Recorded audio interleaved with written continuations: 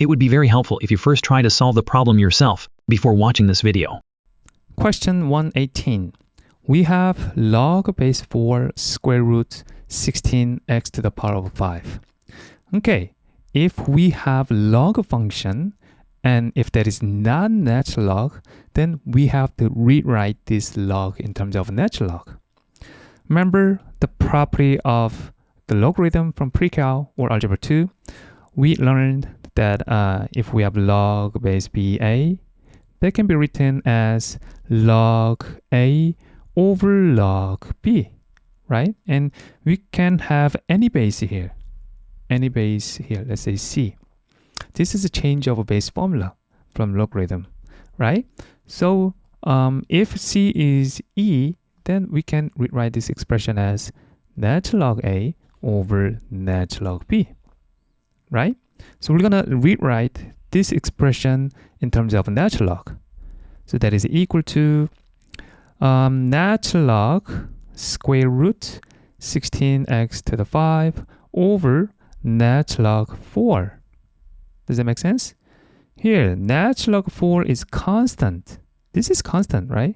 So we're going to rewrite this expression as 1 over natural log 4 times, this is natural log 4, times natural log of this expression. And remember, square root is power of 1/2, right? So I'm going to write 16x to the 5 to the power of 1/2. Another logarithm property. If we have a natural log a times b, then it can be separated into two logarithms, natural log a plus natural log b. If we have a natural log a over b, then that's natural log a minus natural log b. If we have natural log a to the power of b, then that's b times natural log a, right? Since we have a power 1 over 2, right? This expression can be written as 1 over natural log 4 times 1 over 2 times natural log 16x to the power of 5, right? And using logarithm property, we're gonna separate this logarithm into two different logarithms.